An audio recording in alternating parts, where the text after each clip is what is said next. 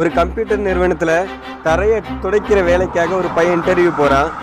அப்ப அந்த கம்ப்யூட்டர் நிறுவனத்தார் என்ன பண்றாரு அப்படின்னா, நீ தரையை தொடச்சு காட்டு அப்படின்றாரு. அவனும் தொடச்சு காமிக்கிறான், நல்லாவே தொடச்சிருந்தான். உன்னை கான்டாக்ட் பண்றதுக்காக உன்னுடைய ஃபோன் நம்பர், ஜிமெயில் ஐடி கொடு அப்படின்னு சொல்றாரு.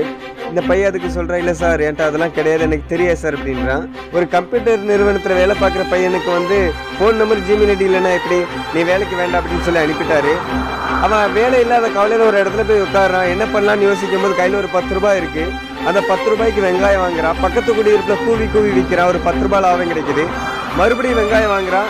அந்த குடியிருப்பில் கூவி கூவி விற்கிறான். மறுபடியும் ஒரு 10 ரூபாய் லாபம் கிடைக்குது. இப்படி கொஞ்ச நாள் ஒரு மிகப்பெரிய ஒரு வெங்காய வியாபாரி ஆயிட்டான். தன்னுடைய காசை ஒரு பேங்க்ல அக்கௌண்ட்ல போடுறதுக்காக ஒரு பேங்க்கு போறான். அங்கேயும் சொல்றாரு, என்னை கான்டாக்ட் பண்றதுக்காக உன்னுடைய ஃபோன் நம்பர், ஜிமெயில் ஐடி கொடு அப்படின்னு சொல்றாரு. எனக்கு அதெல்லாம் இல்லை அப்படின்னு சொல்றான். எதுவுமே இல்லாம நீங்க இவ்வளவு பெரிய ஆளா இருக்கீங்க, ஜிமெயில் ஐடி ஃபோன் நம்பர் இருந்திருந்தா நான் ஒரு கம்ப்யூட்டர் நிறுவனத்துல